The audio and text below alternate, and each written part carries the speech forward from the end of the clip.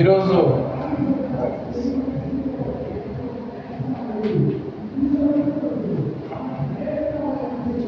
Peter 3:9 చదువుకున్నాను. కొందరు ఆలస్యమని ఎంచుకున్నట్లు ప్రభు తన వాగ్దానమును గూర్చి ఆలస్యము చేయవాడు కాడు, కానీ ఎవడును నశింపవలెనని నిశ్చయింపక అందరూ మారు మనస్సు పొందవలెనని కోరుచు మీ ఎడల దీర్ఘశాంతము గలవాడై ఉన్నారు. 2 పేతురు గ్రంథము 3:9 దేవుడు ఒక ఉద్దేశము మానవుని మీద ఏముందో మనకి తెలియజేస్తా ఉన్నాడు. మనందరం భూమి మీదకి వచ్చాము కాబట్టి మనందరం భూమిని వదిలే టైం వస్తుంది. కొంతమంది ముందు వెళ్ళొచ్చు, కొంతమంది వెనుకకు వెళ్ళొచ్చు. కానీ ఈ భూమిని వదిలే టైం అయితే ఎవరు తప్పించుకోలేరు. దేవుడు భూమిని వదులుతామని తెలుసు కనుక నీ ఆత్మ శరీరాన్ని వదిలిన తర్వాత నశింపకుండా నిత్య జీవంలోకి నీ ఆత్మ రావాలని దేవుడు మానవుల ఎడల ఉన్న ఆయన ప్లాన్. ఏ ఒక్కరు నశించొద్దనే ప్రభు యేసుక్రీస్తు వారు భూమి మీదకి వచ్చారు. ప్రతి ఒక్కరు పరలోక రాజ్యానికి వెళ్ళాలనే దేవుని ఉద్దేశం చొప్పుననే ఆయన రాకడ ఆలస్యమైతుంది. మనకి కూడా సంవత్సరము పెంచుతా ఉన్నాడు.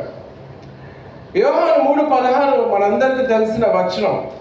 దేవుడు లోకం ఎంతో ప్రేమించెను కాగా ఆయన తన అద్వితీయ కుమారునిగా పుట్టిన వాని యందు విశ్వాసం ఉంచి ప్రతివాడు నశింపక నిత్య జీవం పొందునట్లు ఆయన అనుగ్రహించాడు. నశించదు ఎవరు, నిత్య జీవం పొందాలనేది దేవుని ఉద్దేశం నీ జీవితంలో. ఇక్కడ ఈ ప్రాంతంలో మనందరి మీద దేవుని ఉద్దేశం అదే. ఎందుకంటే ఆత్మని వదిలిన తర్వాత ఆత్మ శరీరాన్ని వదలటమే మరణం అంటారు. ఆత్మకి మరణం లేదు. ఆత్మ ఎప్పటికీ జీవించాల్సిందే. నొప్పి, బాధ, కష్టము ఆత్మకి, శరీరానికి కాదు. ఆత్మ శరీరంలో ఉన్నప్పుడు నీకు ఒక చిన్న దెబ్బ తగిలిందంటే అమ్మ అని అరుస్తావు. అలానే పొయ్యిలో వండేటప్పుడు ఏదైనా కాలింది అనుకోండి, లేదా క్యాండిల్ ముట్టించేటప్పుడు కాలితే గట్టిగా అరుస్తావు. అదే డెడ్ బాడీకి నువ్వు కొట్టినా ఏమనదు, కాలినా కూడా డెడ్ బాడీ అరవదు. ఎందుకంటే ఆత్మ వదిలి వెళ్ళిపోయింది. ప్రతి బాధ, కష్టము ఆత్మకే, శరీరానికి కాదు. ఆత్మ వదిలిన తర్వాత 2 స్థలాలలో ఒక స్థలానికి వెళ్తుంది ఆత్మ. దేవుని యొక్క చిత్తాన్ని నెరవేరిస్తే, రక్షణ పొంది దేవుని చిత్తాన్ని నెరవేరిస్తే నీ ఆత్మ పరలోక రాజ్యానికి వెళ్తుంది. కానీ భూమి మీద నిర్లక్ష్యంగా జీవించి స్వకీయ దురాశలను నెరవేర్చుకొని పాపం చేస్తే మానవుడికి నరకాగ్ని వస్తుందని బైబిల్ చెప్పింది. బైబిల్ చెప్పినట్లే మరణం జరుగుతుంది అందరికీ. కీర్తనలు 90:10 ఏమన్నాడు తెలుసా అండి? మానవుడి జీవితం అంట 70 or 80 అంట. ఇంతకు ముందు ఓల్డ్ టెస్టిమెంట్ లో కొంచెం పెంచాడు, తర్వాత కీర్తనలు వచ్చేసరికి తగ్గిపోయేది. నిజంగానే మానవుడు ఈరోజు ఇక్కడ 80 ఏజ్ వాళ్ళు ఉన్నారండి? ఎవరు లేరు. ఎందుకు? 80 దాకా బైబిల్ చెప్పినట్టు బతికేవారు కష్టం. 75 years వాళ్ళు ఎవరు ఉన్నారండి ఇక్కడ? లేరు. ఎందుకంటే 75 దాకా కూడా రీచ్ కావటము వెరీ డిఫికల్ట్. 70 వాళ్ళు ఎవరు ఉన్నారా ఇక్కడ? 70 కూడా రీచ్ కావటం కష్టం అయిపోయింది. సంఘాలలో మనకి బైబిల్ చెప్పింది సత్యం అని మనకు అర్థమైపోవాలి. లేక్ ఆఫ్ ఫైర్ చాలా డేంజరస్, నరకాగ్ని చాలా డేంజరస్. కనుక దేవుడు మానవుడిని పరిశుద్ధమైన జీవితాన్ని జీవించాలని కోరుతున్నాడు. ఈ ఆత్మ పరలోక రాజ్యం రావాలంటే మనం ఏం చేయాలంటే దేవుని ఆజ్ఞకి లోబడి జీవించాలి. దేవుని ఆజ్ఞకి లోబడి జీవించడం అంటే పాపాన్ని దూరంగా ఉండి దేవుని మాటలు వినటమే పరిశుద్ధతలో మనం అడుగు పెడతాం. పాపము అనేది గర్భం ధరిస్తుందంట. పారాసైట్స్ అంటారు తెలుసండి, వాటర్లో ఉంటాయి. మనం వాటర్ తాగినప్పుడు అందుకే పారాసెటమాల్ డాక్టర్ ఎక్కువ ఇస్తాడు. వెళ్ళినప్పుడల్లా ఫస్ట్ ఏమి ఇస్తాడు తెలుసు అంటే పారాసెటమాల్ ఇస్తాడు. ఎందుకు పారాసెటమాల్ ఇస్తాడు? Parasites dangerous. మీ బాడీలోకి ఎంటర్ అయిన తర్వాత అది ఏం చేస్తుందంటే స్లోగా గుడ్లు పెట్టి దాని పిల్లల్ని చేసి మొత్తం బాడీ అంతటి పాడు చేస్తుంది. కాబట్టి జ్వరం వచ్చినా ఏమొచ్చినా ఫస్ట్ వాళ్ళు ఇచ్చేది ఏంటంటే పారాసెటమాల్ ఇచ్చేస్తారు. ఎందుకంటే బాడీలో ఒకవేళ పారాసైట్స్ ఉన్నాయేమో అది హాని చేస్తుంది కనుక ముందు ఆ పారాసైట్స్ని చంపాలని ఆ బాడీకి హాని చేయకుండా, అది కిడ్నీ లివర్ అన్నిటికీ డ్యామేజ్ చేయకుండా నీకేం చేస్తారంటే పారాసెటమాల్ ఇస్తారు. అలా పారాసైట్స్ ఎలాగ మానవుడిని పాడు చేసేసి బాడీ అంతటిని ఎలాగ డిస్ట్రాయ్ చేసి ఈవెన్ బ్రెయిన్లో కూడా ఎక్కి బ్రెయిన్లో కూడా పాడు చేస్తుందో, పాపం కూడా కొన్నిసార్లు ఎంటర్ అయినప్పుడు మనకు తెలియదు. దాన్ని చంపకపోతే అది మనల్ని చంపుతుంది నరకంలోకి. పౌలు భక్తుడు అదే చెప్పుకుంటూ వచ్చాడు, పాపాన్ని చంపు అని కొలెస్సీలో చెప్పాడు, లేకపోతే అది నిన్ను నరకంలో చంపేస్తుంది. కనుక పాపము 3 రకాలుగా మానవుడు చేస్తాడు. 1 యోహాను 2వ అధ్యాయము 16వ వచనం చదవండి. 1 John 2:16. పాపము మానవుడిలో ఎలా జరగబడుతుంది? శరీరాశయు, నేత్రాశయు, జీవపు డంబము తండ్రి వలన పుట్టినవి కావంట. అది లోక సంబంధమైనది. నేత్రాశ, శరీరాశ, జీవపు డంబము దేవుడి నుంచి పుట్టింది కాదు. అందుకే మానవుడు పాపం చేయకుండా జాగ్రత్త ఉండాలంటే నేత్రాశకు దూరంగా ఉండాలి, శరీరాశకు దూరంగా ఉండాలి. జీవపు డంబం నేత్రాలతో పాపం చేస్తాడు ఒకటి, శరీరాశల ద్వారా పాపం చేస్తాడు రెండోది. జీవపు డంబం అంటే గర్విస్తాడు, ఏదో ఒక గర్వం ఉంటుంది. కాబట్టి 3ని నువ్వు కంట్రోల్ చేయాలి అని మనకి యోహాను బోధిస్తూ ఉన్నాడు. ఈరోజు శరీర ఆశల గురించి మనము మాట్లాడుకుందాం. శరీర కార్యాలు, లస్ట్ ఆఫ్ ఫ్లెష్ అంటారు. ఇది గలతీ 5వ అధ్యాయము 19 నుంచి మనము ఒక 15 పాయింట్స్ ఇంపార్టెంట్ విషయాలని దేవుడు చెప్పాడు. అన్ని బాగుండి ఒక్క దాంట్లో తప్పు చేస్తే మీరు అన్ని పాపం చేసినట్టే అని యాకోబు చెప్పుకుంటా వచ్చాడు. వ్యభిచారించలేదు కానీ మర్డర్ చేసావు, నువ్వు వ్యభిచారితో సమానం అన్నాడు. నువ్వు మర్డర్ చేయలేదు కానీ వ్యభిచరించావు కాబట్టి నువ్వు మర్డర్తో సమానం అన్నాడు. దేవుని దృష్టిలో చిన్నది పెద్దది పాపం అనేది లేదండి. ఆజ్ఞ అతిక్రమమే పాపము, పాపం వల్ల వచ్చు జీతము మరణము. మోషే పాపం చేస్తా క్షమించాడు, ఆ మోసెస్ పాపం చేస్తే దేవుడు వదలలే, కానాను పోగొట్టుకున్నాడు మోసెస్.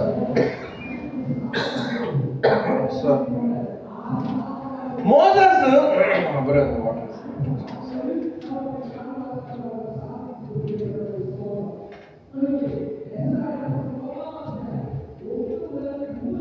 మోసెస్ రాయితో మాట్లాడని దేవుడు చెప్పాడు మోసెస్కి. ఈయన ఏం చెప్పాడు? రాయితో మాట్లాడు నీళ్ళు వస్తాయి అని దేవుడు చెప్తే మోసెస్ ఏం చేశాడు తెలుసా అండి? రాయిని కొట్టాడు, నీళ్ళైతే వచ్చినాయి. కానీ దేవుడు ఏమన్నాడంటే నువ్వు కానానికి వెళ్ళవు. దేవుని ప్లాన్ ఏముంటే అంటే మోసెస్ కానానికి వెళ్ళాలి, కానీ దేవుడు అన్నాడు నో మోర్, కానానికి వెళ్ళేదానికి నీకు అనుమతి లేదు, ఎందుకంటే నువ్వు ఆజ్ఞని అతిక్రమించావు. మోసెస్ క్షమాపణ కోరింటాడు, దేవుడు మళ్ళీ పరలోక రాజ్యానికి వారసులు చేశాడు. కానీ దేవుడు మాత్రము కానానికి తీసుకెళ్ళలేదు. పాపము మానవుని దేవుడి నుంచి దూరం చేస్తుంది. దావీదు పాపం చేస్తే 4 డైరెక్షన్స్ నుంచి శిక్ష వచ్చింది. దావీదు దేవుడి దగ్గర క్షమాపణ కోరుకున్నాడు కనుక మళ్ళీ తిరిగి దేవుడి వైపు వచ్చాడు. ఆయన ఇంకెప్పుడు పాపం చేయకుండా జాగ్రత్తన్నాడు. కానీ సిన్ అనేది దేవుని దృష్టిలో ఘోరమైన పాపం కనుక పాపాల గురించి మాట్లాడే విషయంలో శరీర కార్యాలు ఒక 15 పాయింట్స్లో ఏ ఒక్కటి క్రైస్తవులు చేయకూడదు. ఫస్ట్ 3 పాయింట్స్ చూసుకున్నాం. శరీర కార్యములు స్పష్టమైనది, అవేమనగా జారత్వము, అపవిత్రత, కామకత్వం. 3 పాయింట్స్ ఒకేసారి చెప్తాను, సమయానికి లేదు కనుక. జారత్వం అంటే అర్థం ఏంటంటే వివాహం చేసుకొని ఇంకొక స్త్రీతోటి ఫ్రెండ్షిప్ చేస్తే వాడు జారుడు. అందుకే వివాహం అనేది దేవుని దగ్గర ఒక నిబంధన, ప్రామిస్ చేస్తున్నాం. భార్యాభర్తలు ఎప్పుడు కలిసి జీవించాలి. ప్రతి భర్త తమ భార్యని తప్ప ఇంకెవరిని ప్రేమించకూడదు. ఒకవేళ భార్య ఉండగా ఇంకొక స్త్రీతో సాంగత్యం పెట్టుకుంటే వాడు దేవుని దృష్టిలో అపరాధి, అడల్టరీ అంటారు దాన్ని. ఓకేనండి. నెక్స్ట్ అపవిత్రత అన్నాడు. ఓకేనండి. అపవిత్రత అంటే తెలుసా అండి, చూపులతో స్టార్ట్ అయ్యే ఇది ఒక సిన్. కొంతమంది చూపులోకి అంత ఇంపార్టెంట్ లేదని అనుకుంటారు, కానీ అపవిత్రమైన కన్నులు అని అన్నాడు బైబిల్లో ఒక చోట. కొంతమంది వారి అడల్టరీ, వారి యొక్క వ్యభిచారము ఫిజికల్ గా ఉండదు, శారీరకంగా ఉండదు, కానీ సీక్రెట్ గా మూవీస్ లో కానీ లేదంటే అడల్ట్ మూవీస్ చూసుకుంటూ పాపం చేస్తూ వాళ్ళు ఏమనుకుంటారంటే నాకేం కాదు అని అనుకుంటారు. ఒక సీక్రెట్ లైఫ్ ఉంటుంది. వారు కన్ను ఎలా దీపమో బాడీకి, కన్ను ఎలాగా మానవుడికి దారిని చూపిస్తుందో, అలానే అపవిత్రము నీ కన్నుల ద్వారా వచ్చి నీ శరీరం అంతటిని పాడు చేస్తుంది. అందుకే యోబు ఏమన్నాడు తెలుసా? నా కన్నులతో నిబంధన చేసుకున్న కన్యకని నేను ఎలా చూడగలను? అందుకే అపవిత్రమైన చూపులో ఉండేవాడు వాడు ఎక్కడ పోతాడు తెలుసా? అని చనిపోయిన వెంటనే నరకాగ్నికి వెళ్తాడు. ఎందుకు తెలుసా? బైబిల్ చెప్తుంది, ఎంత బాప్తిజం పొంది సంఘానికి వచ్చి ఏం చేసినావు, పాపాన్ని వదలకపోతే, అపవిత్రమైన చూపులుంటూ నువ్వు దేవుణ్ణి ఆరాధించిన దేవుడైతే ఆరాధన అంగీకరించడు, కానీ మారు మనసు పొందకపోతే మాత్రము నరకాగ్ని వస్తుందని శరీర కార్యాల గురించి ఒకటి చెప్పాడు. నెక్స్ట్ కామకత్వం అన్నాడు. ఇది ఫార్నికేషన్ అంటారు ఇంగ్లీష్లో. ఫార్నికేషన్ అంటే తెలుసా అండి? ఇది వివాహం కాని వాళ్ళు చేసే పాపం. బాయ్ ఫ్రెండ్స్, గర్ల్ ఫ్రెండ్స్ అని తిరుగుతూ అపవిత్రమైన కార్యాలు చేసినప్పుడు దేవుని దృష్టిలో అపరాధులు అవుతారు. అందుకే ఫార్నికేటర్స్ కూడా నరకాగ్నికి పోతారంట బైబిల్ చెప్తుంది. అందుకే క్రైస్తవ బిడ్డలు చాలా కేర్ఫుల్గా ఉండాలి. యోసేపు ఏం చేశాడు? పోతిఫర్ భార్య వచ్చి ఆయన పట్టుకుంటే చొక్కా అయినా సరే వదిలేసి అక్కడి నుంచి పారిపోయాడు. యవనస్తులకు ఏం చెప్పాడు తెలుసా అండి? 2 తిమోతి 2:22 ఏం చెప్తుంది తెలుసా? Free from ఏమన్నాడండి? యవనేచ్ఛలకి దూరంగా పారిపో. 4:2 ఎప్పుడు మర్చిపోవద్దు యూత్. ఎందుకంటే దేవుడు చెప్తున్నాడు యవనేలకి కొన్ని ఇచ్చలు ఉంటాయి, దాని నుంచి దూరంగా పారిపోవాలంట. లేకపోతే వారికి శ్రమ భూమి మీద కూడా ఉంటుంది, నరకాగ్ని ఫర్ ఎవర్ ఉంటుంది. నీకు తెలుసా అండి? సామెతలు 6:28 ఏం చెప్తుందంటే, వేష సాంగత్యులు చేయవానికి రొట్టె తునక మాత్రమే మిగులును. నీకు తెలుసా అండి? వేషల జోలికి వెళ్ళే వారికి ఏమవుతుందంటే వాళ్ళ లైఫ్ రొట్టె తప్పించి ఏముండదంట. మొగనాలి మిక్కిలి విలువగల ప్రాణాన్ని వేటాడును. 27వ ఏమంటుంది? ఒకడు తన ఒడిలో అగ్నిని నుంచుకొని నేడల వాడి వస్త్రం కాలకుందునా? ఒడిలో నిప్పులు వేసుకుంటే వస్త్రం కాలదండి, కాలుతుంది. అలానే ఒకడు నిప్పుల మీద నడిచిన ఎడల వాడి పాదాలు కాలవా? కాలుతుంది. అలానే తన పొరుగు వాడి భార్యను కూడినవాడు ఆ ప్రకారమే నాశనం అగును, ఆమెను ముట్టువాడు శిక్ష తప్పించుకున్నాడు. చూస్తున్నారండి? ఫార్నికేటర్స్, అడల్టరీ, అన్క్లీన్లీనెస్, ఈ 3 ఇస్ అ డేంజరస్ సిన్. ఇది వ్యభిచారానికి సంబంధించిన పాపం కనుక ఇది శరీరీచ్ఛలు. కానీ భయభక్తులు కలవాడు ఏం చేస్తాడు తెలుసా? దూరంగా పారిపోతాడంట. వీళ్ళకి పరలోక రాజ్యం ఆనందకరమైన స్థలం, నరకాగ్ని ఎప్పటికీ కాల్చున్న ప్లేస్. అక్కడ ఎవరికి పోవద్దు, ఎందుకంటే ఆత్మకి మరణం లేదు, పురుగు చావదు, అగ్ని ఆరదు. రెండవదిగా ఏమన్నాడో చూద్దాం. విగ్రహారాధన అని అంటాడు. నీకు తెలుసా అండి? ధనాపేక్ష ఒక విగ్రహారాధన. నువ్వు దేన్ని ఎక్కువ ప్రేమిస్తావో అది నీకు విగ్రహం. కొంతమంది ధనాన్ని ప్రేమించి ధనాన్ని విగ్రహం చేసేసుకుంటారు. అందుకే దేవుడు సిరినైనను నన్నైనను వెంబడిస్తాడని చెప్పాడు. ఒకడు సిరిన పట్టుకుంటాడు, లేదంటే ఒకడు దేవునన్న పట్టుకుంటాడట. ఒక ధనవంతుడు యేసు దగ్గరికి వచ్చాడు. యేసు ప్రభు వారు అన్నాడు, నువ్వు ఈ ఆజ్ఞల్ని నెరవేర్చాలి అంటే నేను బాల్యం నుంచి నెరవేర్చుకుంటూ వస్తున్నా అన్నాడు. అయితే నీకు ఒకటి కొదవ ఉంది అన్నాడు యేసు ప్రభు. ఏమన్నాడు తెలుసా అండి? నీ ఆస్తులంతా అమ్మి నన్ను వెంబడించాలేసరికి బాంబ్ బ్లాస్ట్ అయిపోయింది ఆయనకి. ఎందుకంటే ఆయనకి ఏమైపోయిందంటే గుండె జల్లు అని ఉంటుంది. ఎందుకంటే ఆయన మిగిలిన ఆస్తిపరుడు. ఆయన దేవుడు ఎవరండి? ఆయన దేవుడు ఎవరు? దేవుడు యేసు ప్రభు కాదు. యేసు ప్రభువును వెంబడించడానికి సిద్ధం లేడు. దుఃఖంతో ఏం చేశాడు? వెనక్కి వెళ్ళిపోయాడట. అంటే ఆయన దేవుడు ధనాన్ని ఒక విగ్రహం చేసేసుకున్నాడు జీవితంలో. అందుకే ఒకటి తెలుసుకోవాలి, విగ్రహారాధనలో ఒక ఆరాధన ఏంటి? మనం నిజంగా విగ్రహారాధన చేయం, కానీ ధనాపేక్ష చాలండి విగ్రహారాధనతో సమానం. అందుకే క్రీస్తు బిడ్డలు ధనాపేక్షలుగా ఉండకూడదు, విశ్వాసంతో జీవించాలి. ఒక లోకం అంతా సంపాదించుకుని ఆత్మను పోగొట్టుకుంటే ఏం ప్రయోజనం అండి? ఒకటి తినుము తాగుము సుగించుము అని గోడౌన్స్ అంటే విరగొట్టి కట్టుకొని ఇంకా పెద్దగా ధాన్యాన్ని కూర్చుకొని నేను హ్యాపీగా బతుకుతా లైఫ్ లాగా అనుకున్నాడట. ఆ రాత్రి నీ ప్రాణాన్ని కోరుతున్నా అని స్వరం వచ్చింది పైనుంచి. ఆస్తంతా ఎక్కడ పోయింది? బ్రదర్ సిస్టర్స్, దేవుని పరలోకంలో ధనం కూర్చుకునే విషయం ఆలోచించాలి. నెక్స్ట్ ఏమన్నా తెలుసా? అభిచారం. అభిచారం అంటే ఏంది? ఎవరు చెప్తారా? అభిచారం అంటే ఏందో విచ్ క్రాఫ్ట్ అంటారు. విచ్ క్రాఫ్ట్ అంటే తెలుసా? మంత్ర శక్తులతో దగ్గరికి వెళ్ళటం. సౌలు మంత్రసాన్ దగ్గరికి వెళ్ళాడు, అవునా కదా? ఆయనకి జవాబు రావట్లేదు ప్రార్థనకి, కాబట్టి మంత్రసాన్ దగ్గరికి వెళ్ళి ఆ సమయాన్ని పిలవడానికి వెళ్ళాడు. నిజంగా మోషే కాలంలో రియల్ మంత్రగాళ్ళు ఉండేనండి. మోసస్ కర్ర వేస్తే మంత్రగాళ్ళు కూడా కర్ర వేశాడు. ఏమైందండి కర్ర? మోసస్ కర్ర పామైంది, మంత్రగాళ్ళ కర్రలు కూడా పాములైనాయి. కానీ మోసస్ పాము ఏం చేసింది? మంత్రగాళ్ళ పాములను మింగేసింది. మోసస్ నీళ్ళ రక్తంగా మార్చాడు, మంత్రగాళ్ళు కూడా ఏం చేశారండి? నీళ్ళ రక్తంగా మార్చాడు. అంటే ఎంత పవర్ఫుల్ ఉండాలి అది. అందుకే ఫరో రాజు అన్నాడు, అరే ఇదేంటి అని. మంత్రగాళ్ళు కూడా చేయగలుగుతున్నారు. మోసస్ కప్పల్ని రప్పిస్తే మంత్రగాళ్ళు కూడా కప్పల్ని రప్పించారంట. కానీ మోసస్ కప్పల్ని తీసేశాడు, కానీ మంత్రగాళ్ళు కప్పల్ని తీయలేకపోయారు. తర్వాత 4వ మిరకల్ నుంచి వారు చేయలేకపోయారు. 4వ తెగుళ్ళ నుంచి వారు నిలబడలేకపోయారు. మంత్రగాళ్ళు అన్నారు, ఇది దేవుని శక్తి, ఇది దేవుని శక్తి, మేమేం చేయలేము. అంటే అర్థం తెలుసా అండి? మంత్ర శక్తులు ఉండొచ్చు రియల్ గా. ఇప్పుడు ఎలా ఉందో పవర్ మనకు తెలియదు, కానీ ఒకవేళ ఉన్న క్రైస్తవ బిడ్డలు ఎప్పుడు మంత్ర తంత్రాల జోలికి వెళ్ళకూడదు. అది ఘోరమైన పాపము. దానికన్నా శక్తిమంతుడు ఎవరండి? మన ప్రభువైన యేసుక్రీస్తు. ఆయనకి మీద విశ్వాసం ఉంచి ఆయనకు మొరపెట్టినప్పుడు ఏ దురాత్మలకి నీకు చోటు లేదు. నీ జోలికి రావు, దయ్యాలు పీడించవు. నీ జోలికి దురాత్మలు వచ్చి తల వెంటగా రావాలంటే పర్మిషన్ రావాలంట దేవుని దగ్గర నుంచి. క్రీస్తుని ధరించుకున్నాం మొన్నటి దినంలో మనం చదువుకున్నాం. క్రీస్తు ఉన్నప్పుడు దయ్యం ఎక్కడదండి? ఇంకా అంతే కదండి.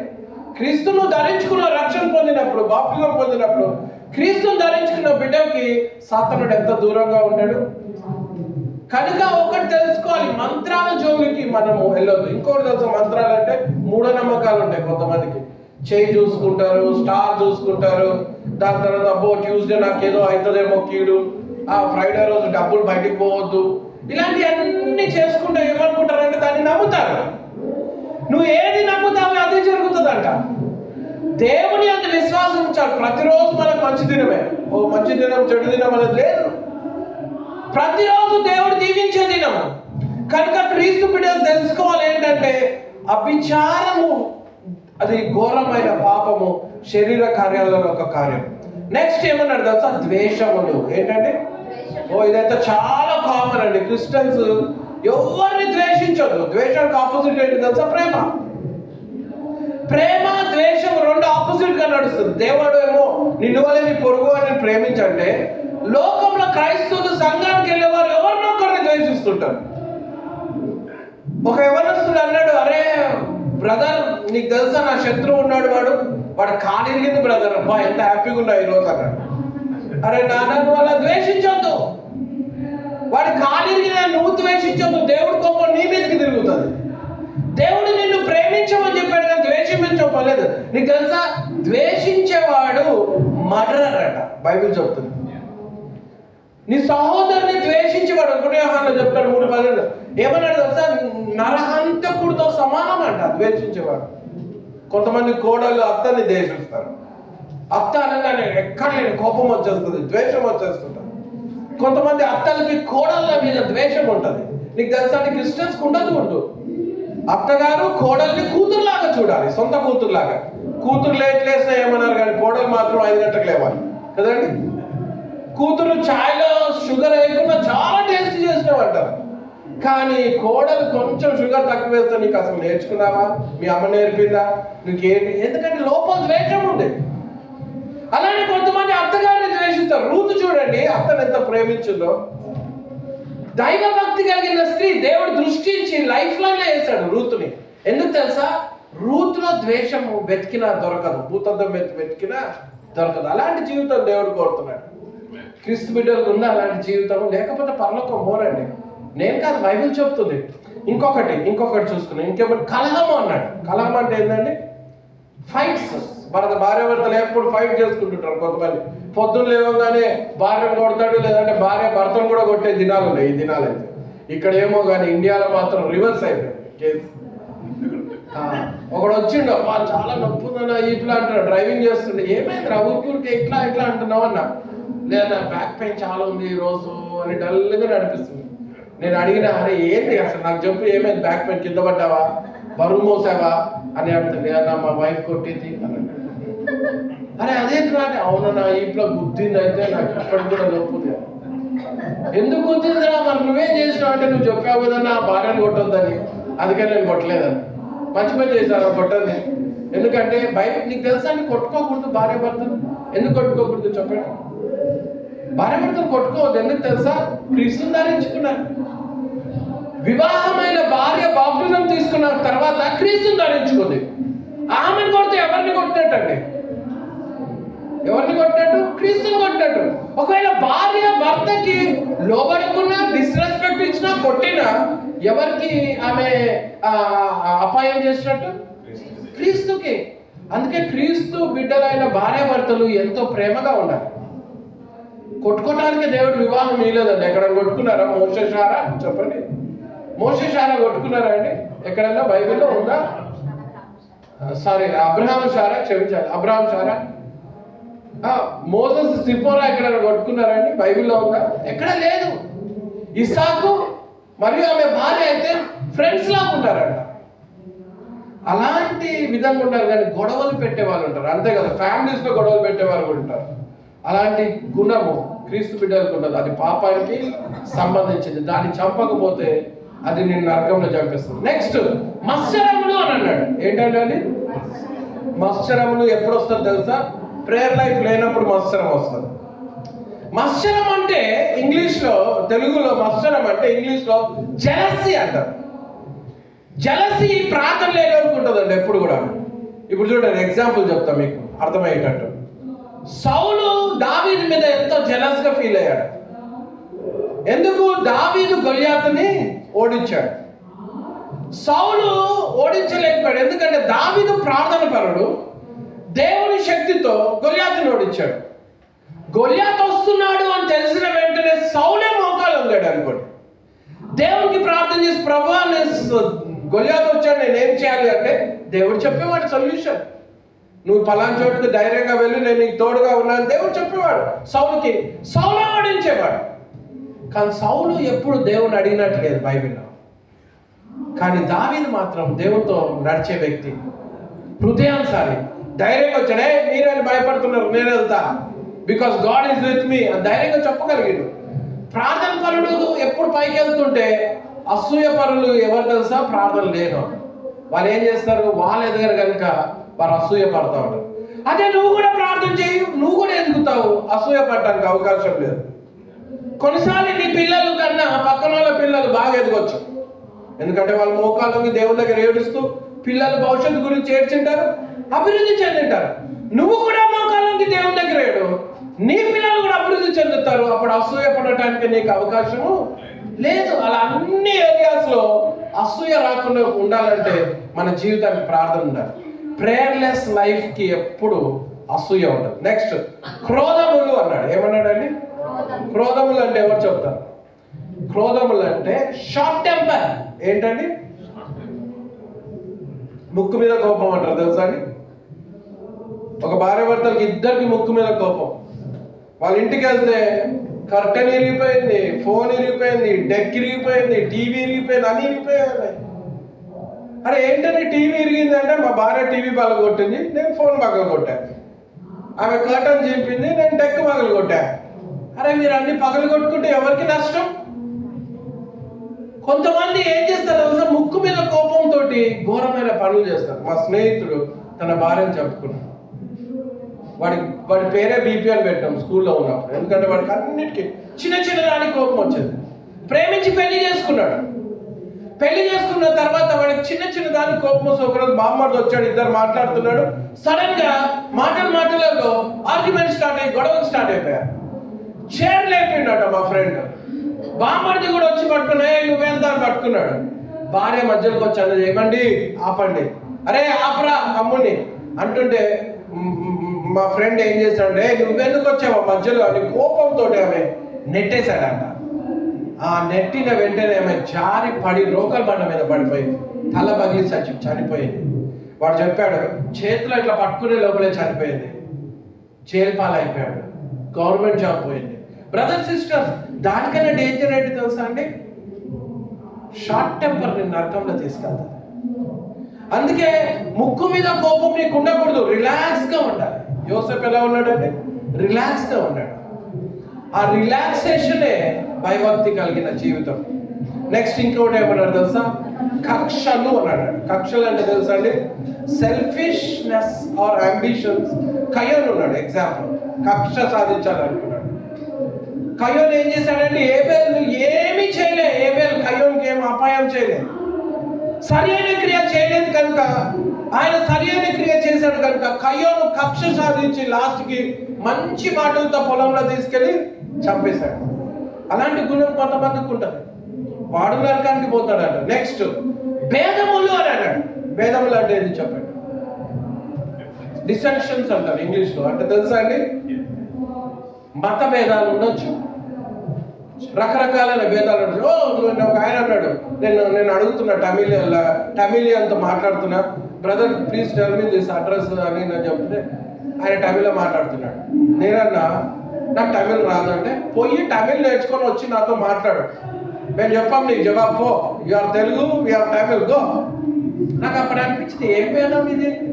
పరలోకంలో భేదాలు ఉండేయండి? పరలోకంలో భేదాలు ఉంటాయా? నువ్వు తమిళ్ అయ్యా స్పెషల్ ప్లేస్లో కూర్చో, నువ్వు తెలుగు అయ్యా కింద కూర్చో అంటాడా దేవుడు? చెప్పండి చెప్పండి, అంటాడా? అయ్యా నువ్వు తెలంగాణ నువ్వు హై ప్లేస్లో కూర్చో, ఆంధ్ర కింద ప్లేస్లో కూర్చోంట, లేదా ఆంధ్ర నువ్వు పై ప్లేస్లో కూర్చో. నీకు తెలుసా భేదాలు ఉన్నాడు? రాడు ఫస్ట్ ఆఫ్ ఆల్ తెలుగు పరలోక రాజ్యం. ఎందుకంటే బైబిల్ చెబుతుంది ఈ ప్రాబ్లం ఎప్పటి నుంచో ఉంది. సమరయులని వేరుపరిచారు ఎవరు? యూదులు. పేతురుకి కూడా ఈ ప్రాబ్లం. పేతురు ఏం చేసింది తెలుసా అండి? యూదులకే బోధించుకుంటున్నాడు.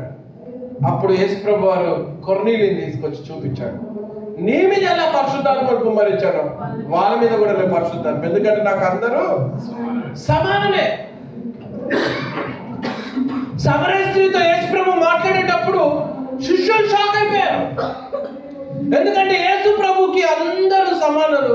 క్రీస్తు బిడ్డలు పరిశుద్ధంగా జీవించాలంటే అందరూ సమానంగా చూడాలి, అప్పుడే పరలోకానికి వెళ్తాం. కానీ భేదము ఉన్నదంటే నరకాగ్నికి వెళ్తాం. ఏ భేదం ఉన్నవాళ్ళు పరలోకం పోరండి, దొరకరు కూడా పరలోకంలో భేదం ఉన్నవాళ్ళు. కొంతమంది పిల్లల దగ్గర భేదాలు చూపిస్తారు, పెద్దోడికి ఎక్కువ ఇస్తాడు, చిన్నోడికి తక్కువ ఇస్తాడు, అది కూడా భేదమే. లేకపోతే చిన్నోడు ఎక్కువ నన్ను ప్రేమిస్తున్నాడు అని చిన్నోడికి ఎక్కువ ఇస్తాడు, పెద్దోడికి తక్కువ ఇస్తాడు. నీకు తెలుసా తండ్రి ఏం చేశాడు? ఇద్దరు కొడుకులకి ఆస్తి అడిగినప్పుడు ఏం చేశాడండి? ఆస్తి అడిగినప్పుడు అరే పెద్దోడికి ఎక్కువ ఇస్తాడు, చిన్నోడికి తక్కువ ఇస్తాడా? సమానంగా పంచాడు. ఎందుకు? చిన్నోడు వెళ్ళిపోతా అంటున్నాడు, గుడ్ బై చెప్తాడు, పోరా పర్వాలేదు, నేను మాత్రమే మీ ఇద్దరికి నేను సమానంగా పంచుతా. ఎందుకంటే భేదం లేదు, తండ్రికి భేదం లేదని దేవుడు అక్కడ మనకు చూపిస్తున్నాడు. కానీ ఈరోజు లోకంలో క్రీస్తు బిడ్డలైన మనము చాలా మంది భేదాలలో ఉండి ఏమైతుందంటే లాస్ట్కి నరకానికి తప్పించి వారు పరలోకానికి చేరారు. నెక్స్ట్ ఇంకొకటి చూద్దాం. నెక్స్ట్ ఏమన్నా తెలుసా అండి? విమతములు. విమతములు అంటే ఏంటండి? విమతములు అంటే గ్యాంగ్స్ తయారు చేయడం. చర్చిలలోనే గ్యాంగులు తయారవుతాయండి ఈ రోజు. చాలా చర్చిలలో 2 గ్రూప్స్ ఉంటాయి, ఇది మా గ్రూప్, ఇది మా గ్రూప్ అని చెప్పి తయారైపోతాయి. అవుట్ సైడర్స్ అంటే దేవుని వాక్యం తెలియదు, కానీ సంఘాలలో కూడా గ్యాంగ్స్ తయారయ్యే ఛాన్స్ ఈ కాలంలో జరుగుతుంది. నాకు దుబాయ్ గురించి నాకు అంత తెలియదు, కానీ మా ప్లేసెస్లో జరుగుతూ ఉంటాయి. బ్రదర్ సువార్థికుడు చెప్తాడు, బ్రదర్ మా దగ్గర 2 గ్రూపులు ఉన్నాయి బ్రదర్ అంటాడు. ఎంత నచ్చ చెప్పినా 2 గ్రూపులు కాదు. వీళ్ళు గట్టి పాడతారు, వాళ్ళు తక్కువ, వాళ్ళు పాడతారు, వీళ్ళు పాడతారు. వాళ్ళు చెప్పిన పాట పాడకపోతే వీళ్ళకి ప్రాబ్లం, వీళ్ళు చెప్పిన పాట పాడకపోతే వాళ్ళకి ప్రాబ్లం. ఇలాంటి గ్రూప్ గ్యాంగ్స్ తయారవుతారు. నీకు తెలుసా అండి? రౌడీ గ్యాంగ్స్ కూడా తయారవుతారు, తర్వాత కొట్టుకుంటారు కూడా. నీకు తెలుసా? దాన్ని ఫ్యాక్షన్స్ అంటారు. దేవుని దృష్టిలో అది ఘోరమైన పాపం. నెక్స్ట్ ఏమన్నారు తెలుసా? అసూయ. అసూయ మరియు జెలసీ 2 ఒకే రకమైనది. నెక్స్ట్ పాయింట్ చెప్తాను నేను. మత్తతలు. టైం లేదు కనుక మత్తతలకు దిగుదాం. మత్తతలు అంటే ఏంటండి?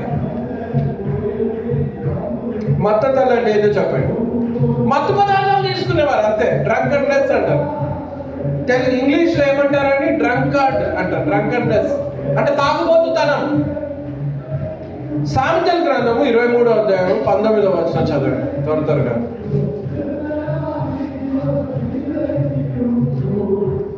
సామెతలు 23:19.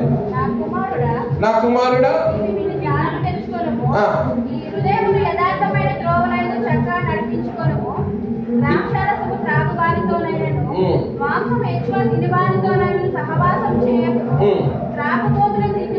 త్రాగుబోతులను తిండిబోతులను దరిద్రులగుదురు. ఏమంటున్నాడండి బైబిల్లో? తాగుబోతులు తిండిబోతులు అంటే దరిద్రులు అవుతారంట. తాగమని దేవుడు చెప్పిండు ఎక్కడన్నా? మత్తతలు తీసుకునేవారు, మత్త పదార్థాలు తీసుకునేవారు నరకానికి వెళ్తారని బైబిల్ చెప్తుంది. సామెతలు 21 కూడా చూడండి. సామెతలు 20వ అధ్యాయము 1వ వచనము.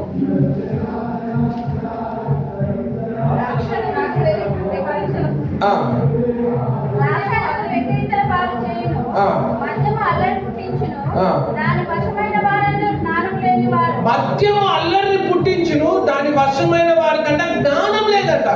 జ్ఞానం లేని వాడే ఈ మద్యానికి పరిగెత్తుతాడండి. సామెతలు 23:29 నుంచి 35 వరకు చదువుతాం. ఎవరికి శ్రమ? అక్కడి నుంచి చదవండి. ఎవరికి శ్రమ? శ్రమలు ఎవరికంటాడండి? తాగుబోతులకంట. ఎవరికి దుఃఖము? తాగుబోతాడు ఎప్పుడు దుఃఖంగా ఉంటాడంట. ఎవరికి జగడములు? తాగిన తర్వాత ఊరుకుంటాడు అండి, ఫైటింగ్ చేస్తాడా లేదా? ఎవరికి చింత? తాగుబోతులు ఎప్పుడు చింతలో ఉంటారండి, వాళ్ళకి ఎప్పుడు హ్యాపీనెస్ ఉండదు. ఎవరికి హేతువు లేని గాయాలు అంటే దెబ్బలు తగిలించుకొని వస్తాడు. ఎవరికి మంద దృష్టి అంటే బ్రెయిన్ సరిగా పనిచేయదు వాళ్ళకి. ఏమన్నాడండి? చూస్తారంటే పొద్దుగూకులు అంట వీళ్ళంట తాగాలంట. నీకు తెలుసా క్రీస్తు బిడ్డలు ఎప్పుడు తాగకూడదు? తాగుబోతులు పరలోకానికి వెళ్ళరు, నరకానికి పాత్రలు. అది డ్రగ్స్ ఉండొచ్చు, అది మద్యం ఉండొచ్చు, మత్తుకి సంబంధించింది ఏది తీసుకోవద్దు. నెక్స్ట్ లాస్ట్ ఏమన్నాడు చూద్దాం, ఇంకా 5 minutes ఉంది మనకి. నెక్స్ట్ ఏమన్నాడు? అల్లరితో కూడిన ఆట పాటలు. నీకు తెలుసా సినిమాస్ మూవీస్లో అంతా ఏంటంటే అల్లరితో కూడిన ఆట పాటలు. ఆట పాట ఎక్కడ ఉంటుందండి? క్రిస్టియన్స్ అనుకుంటారు మూవీస్ చూస్తూ నాకేం కాదు. ఇందాక బ్రదర్ చెప్పారు కదా మూవీస్ చూడదు అని చెప్పారు, చాలా గ్రేట్. నేను 95లో వదిలేసిన మూవీ థియేటర్స్. నేను చాలా మూవీ లవర్లు ఉండే, సినిమాలు అంటే చాలా పిచ్చి ఉండే, నాకు తెలీదు సినిమా చూస్తే పాపం. యూత్ మీటింగ్కి వెళ్ళా ఒకరోజు. యూత్ మీటింగ్కి వెళ్ళిన తర్వాత ఈ శరీర కార్యాలు చెప్తూ కనుదృష్టి గురించి మాట్లాడుతూ మూవీస్ గురించి ఆయన చెప్పాడు. ఎందుకంటే మూవీస్లో ఎగ్జాక్ట్గా సెక్యులర్ మూవీస్ అంటారు, దాంట్లో డాక్యుమెంటరీ మూవీస్ ఉంటాయి, దాని తర్వాత వరల్డ్కి సంబంధించిన మూవీస్ ఉంటాయి, అవిగా సెక్యులర్ మూవీస్ అంటారు. అవేముంటే ఏమైతే తెలుసా అంటే కరెక్ట్గా ఆపోజిట్ చెప్తుంది బైబిల్కి. బైబిల్ ఒక చెంప కొట్టమంటే ఇంకో చెంప చూపించమంటుంది బైబిల్. సినిమాలు ఏం చేస్తుందండి? ఎవరన్నా నేను కొడితే నువ్వు పోయి వారిని కొడితేనే నీకు మనసు నెమ్మది ఉండదు, అవునా కదా అండి? లేకపోతే నువ్వు కూడా మనసు నెమ్మది ఉండదు. హీరో వచ్చి విలన్ వచ్చి హీరోని కొట్టేశాడు అనుకోండి, వెంటనే నువ్వేం ఆలోచన చేస్తావు? సినిమా అక్కడికి ఆపేశాడు అనుకోండి, ఏమనిపిస్తుంది? సినిమా ఏం బాగాలేదు, హీరో వెళ్ళి బాగా చితక బాగితే అప్పుడు విలన్ని చంపితే అప్పుడు అమ్మయ్య మంచి ముందురా అంటావు. తెలియకుండా నువ్వు ఏకీభవిస్తావు. నీకు తెలుసా ఏకీభవించుట కూడా పాపమేనంట బైబిల్ చెప్తుంది. దాన్ని సమ్మతించుట అంటారు బైబిల్లో. ఎప్పుడైనా మూవీస్ గురించి వీలున్నప్పుడు నెక్స్ట్ టైం ఎప్పుడైనా చెప్తాను. It's the biggest subject. నీకు తెలుసా మూవీస్ ఫ్యాషన్స్ నేర్పిస్తారు. ఒకడు వాళ్ళ కొడుకుకి ఇలా గీత పెట్టుకొని గుండు కొట్టి తెచ్చిండు, పాస్టర్ కొడుకే, మళ్ళీ ఆయన కూడా. నాకు తెలీదు అది మూవీలో ఒక హీరో కొట్టుకున్నాడంట, నాకు తెలీదు. నేనన్నా అయ్యో బ్రదర్ ఏమైంది మీ బాబుకి, ఆపరేషన్ అయింది, ఆయన గీత ఉంది అని నేను అడుగుతున్నాను. నా పక్కన అంటున్నాడు. నేను పెళ్లిలో కూర్చొని బాధపడతా ఉన్నాను, అయ్యో ఇంత చిన్న బాబుకి ఏం ఆపరేషన్ అయింది తనకి అని నేను బాధపడుతున్నా. ఆగన్నా నువ్వేం అడగక్కను. సరేలే అడగటం. కాసేపు నాకు ఆ బ్రదర్ వెళ్ళిపోయాడు, పాస్టర్ గారు. అన్నా నీకు తెలీదు గజనీ అనే సినిమా వచ్చింది, దాంట్లో హీరోకి ఇలా లైన్ కొట్టడం స్టైల్ అయిపోయింది, అందరు లైన్లో కొట్టుకుంటున్నారు. ఓహో నీకు తెలుసా ఫ్యాషన్లు ఎక్కడ నేర్చుకుంటారండి? హీరో బెల్ బాటం వేస్తే యూత్ అందరు బెల్ బాటం వేస్తారు, హీరో ఒక కమ్మ పెడితే యూత్ అందరు ఒక కమ్మ పెడతారు. ఏం చేస్తుంది మూవీ? It's teaching something. ఒక 5 minutes అడ్వర్టైజ్మెంట్ నీ బ్రెయిన్ ప్రోగ్రామ్ చేస్తుంది. నువ్వు వెళ్ళి కొంటావా చూడగానే. 3 hours మూవీ ఎంత ప్రోగ్రామ్ చేస్తుందండి నేను, నీ బ్రెయిన్ అంతా పాడు చేయొచ్చు. అందుకే అల్లంతో కూడిన ఆటపాటలు ఇవి దేవునికి దృష్టికి ఘోరమైన పాపము. నీకు తెలుసా, ఆరాధన కూడా అల్లంతో పాటు చేయకూడదు, ఆటపాటలతో. యేసుప్రభు వారు శిష్యులతో పాటు హిమ్ పాడినాడు బైబిల్లో, అంటే చక్కగా కూర్చొని పాట పాడినట్టు. చాలా మంది ఏమంటారు, దావీదు చేశాడు నేను కూడా చేస్తాను. దావీదు చేసిన దాని గురించి దేవుడు ఆల్రెడీ ఆమోస్లో మాట్లాడాడు. దావీదు వల్లే పిచ్చి పాటలు పాడచ్చు, దావీదు వల్ల కల్పించి వాయిద్యం కల్పించుతున్నావా అని అన్నాడు దేవుడు ఒక చోట ఆమోస్ గ్రంథంలో. దేవుడు ఏం కోరుతున్నాడు? ఆత్మతో సత్యంతో ఆరాధన కోరుతున్నాడు, కానీ ఎగురుతూ గంతులు వేస్తూ జంప్ చేస్తూ డ్యాన్స్ చేస్తూ దేవుడు అది కోరట్లేదు. అందరికీ కర్త కాదు దేవుడు. దేవుడు మనం హృదయము దేవునితో కనెక్ట్ అయి ఉండాలి. బ్రదర్స్ సిస్టర్స్, వీటన్నిటినీ మనం వదలకపోతే నరకాగ్నికి పాత్రలవుతాం. ఎందుకు దేవుడు వాక్యం వినిపిస్తున్నాడు తెలుసా? ఎందుకంటే he want us to be in heaven with him. మనం భూమి వదిలిన తర్వాత పరలోకానికి వెళ్ళాలి. 2 వ్యక్తులు పరలోకానికి వెళ్తారండి. ఒకడు రక్షణ పొంది పరిశుద్ధంగా జీవించేవాడు పరలోకానికి వెళ్తాడు. రక్షణ అనేది ఇంపార్టెంట్ స్టెప్, క్రీస్తుని ధరించుకొని పాపాలు కడిగేసుకోవడానికి. ఆ రక్షించబడిన వాడు పరిశుద్ధంగా జీవించినప్పుడు పరలోక రాజ్యానికి వెళ్తాడు. కానీ ఎవరైతే రక్షణ పొంది కూడా పాపం చేస్తే రక్షణని పోగొట్టుకుంటాడంట. అందుకే తెలుసుకోవాలి, 2 వ్యక్తులు నరకానికి పోతారు. ఎవరైతే రక్షణ లేనివాడు, ఇంకోడేమో రక్షణ పొంది పాపం చేసేవాడు. కనుక ఈరోజు ఈ శరీర కార్యాల గురించి జాగ్రత్తగా ఆలోచించేస్తాం. ప్రభువైన యేసుక్రీస్తు వారు భూమి మీదకి వచ్చి మనందరి కోసం సిలువల రక్తం కార్చి పరిశుద్ధతను నేర్పించాడు. I'm holy, you be holy అని అన్నాడు. అని చెప్తూ మనకు రక్షణ మార్గం ఇచ్చి పరిశుద్ధతను నేర్పించాడు. ఈరోజు మనం పరిశుద్ధంగా ఉన్నామా? ఒక ప్రశ్న వేసుకున్నాం. ఈ 15 పాయింట్లలో సినిమా చూసే వ్యక్తి ఉన్నావేమో, అసూయపరుడు ఉన్నావేమో, భేదాలతో ఉన్నావేమో, లేదంటే విమతలతో ఉన్నావేమో, లేదంటే సీక్రెట్ సిన్స్ ఏమన్నా నీ కళ్ళల్లో ఉన్నాయేమో, లేదంటే సెల్ఫిష్ అంబిషన్లో ఉన్నదేమో, కలహాలు గొడవలు, ముక్కు మీద కోపం నీకుందన్న. నరుని కోపం దేవుని నీతిని నెరవేర్చదు. లేదంటే ద్వేషాలు హృదయంలో మాత్రమే కనిపించకుండా నడుస్తుందేమో. ఈరోజు మారు మనసు పొందుతున్నాం. అందరూ ఒక చిన్న ప్రార్థన చేసుకున్నాం. అందరూ కళ్ళు మూసుకున్నాం. ఈ సమయంలో దేవుని దగ్గర క్షమాపణ కోరుకోండి. ఈరోజు శుభ్రమైన హృదయంతో బయటకు వెళ్ళినాం. దేవుడు నన్ను, ప్రభు నా కళ్ళని, నా జీవితాన్ని, నా హృదయాన్ని హిమము కన్నా తెల్లగా చేయదేవా అని దేవుని దగ్గర మొరపెట్టుకో. నీలో ఇంకా బాప్తిజం తీసుకొని నమ్మి బాప్తిజం పొందిన వారు రక్షింపబడారు బైబిల్ చెబుతుంది.